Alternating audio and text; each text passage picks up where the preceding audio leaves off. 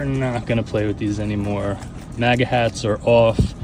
America First hats are on.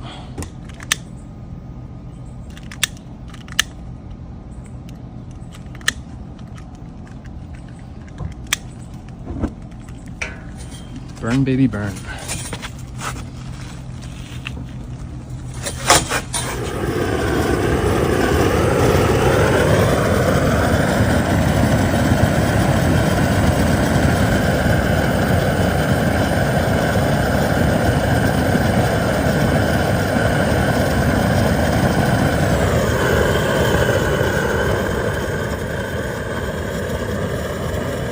Seeing these MAGA hats go up in flames is a great visualization of what Trump and his administration is trying to do to the country, from gutting vital social safety nets like Medicaid and SNAP, but I mean for a good reason at least. The good reason there behind doing it is so the rich can get tax breaks. So I hope you understand that at least it's not without merit, to effectively taxing all of us, all American consumers, with his tariffs and tariff threats, and now with the self-inflicted scandal of the Jeffrey Epstein investigation and promise to release the Epstein files and then not releasing them once Elon Musk made clear why he wasn't releasing them, because supposedly Trump is in them. Trump is finally starting to feel the heat from at least some members of his base. Politico writes this, quote, Trump is like a magician who has locked himself in a straitjacket, only to find that he's lost his ability to maneuver out of it, and finds his audience turning on him. Trump posted on social media yesterday, quote, my poll numbers within the Republican Party and MAGA have gone up significantly,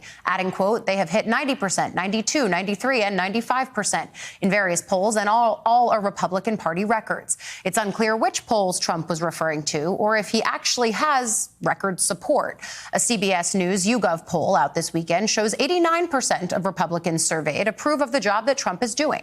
But Republicans are split over how the Trump administration is handling everything related to the Epstein case.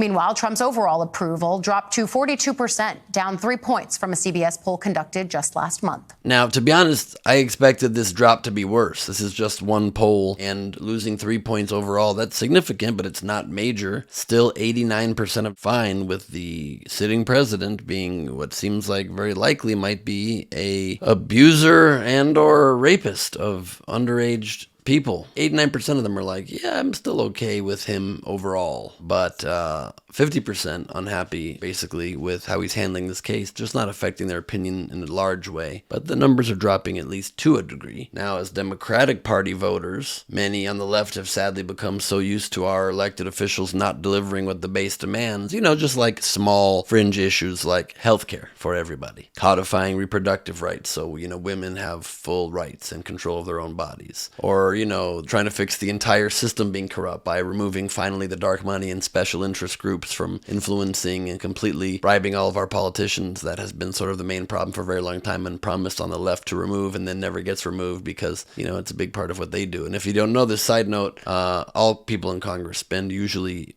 most of their day, like 7 hours of every single day, even when they're in office working in session, calling rich donors for money. That's just how it works in this crazy game. It's called call time, and it's disgusting. There are some other progressive policies also that are not only popular with the base, but the American people as a whole, but also those, are not being delivered by the Democratic Party, even though, again, most of the country wants them. But now, the MAGA base has experienced that same feeling of betrayal firsthand, because it's just so stark. It's not an issue Trump can pivot off of. He made such a blunder, I guess, if you're trying to cover up for such heinous crimes, by promising a very specific, simple thing: I will release the files. And then when he realizes he's in the files, he can't release them. One could argue Trump and his administration are right now betraying their base more flippantly than the base could have even anticipated. Why do you think your supporters in particular have been so interested in the Epstein story and so upset about how it's been handled? I don't understand it.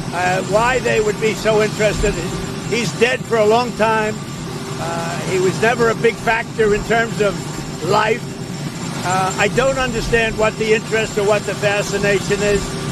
I really don't.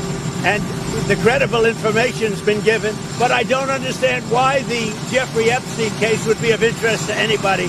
It's pretty boring stuff. It's sordid, but it's boring. And I don't understand why it keeps going.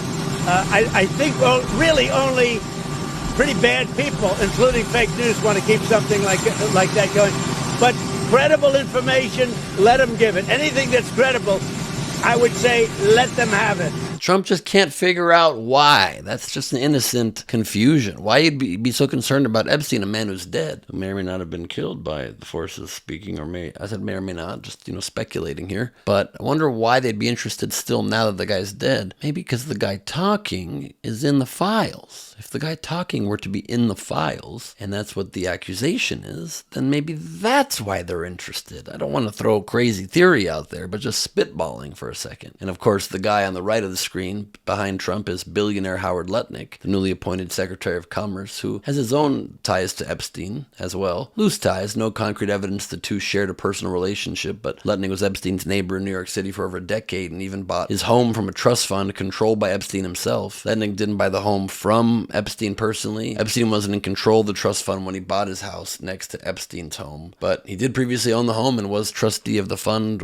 while selling it multiple times before Lutnick eventually got it. So a pretty loose connection, but just weird there is a connection at all. Because, like, for example, I have no connection to Jeffrey Epstein and you don't either. So it's just interesting how the circles kind of run closely together. You said this was all a hoax. Has your attorney general told you this was a hoax? What evidence have you seen of that? No, it's not the attorney general. No, I know it's a hoax. It's started by Democrats.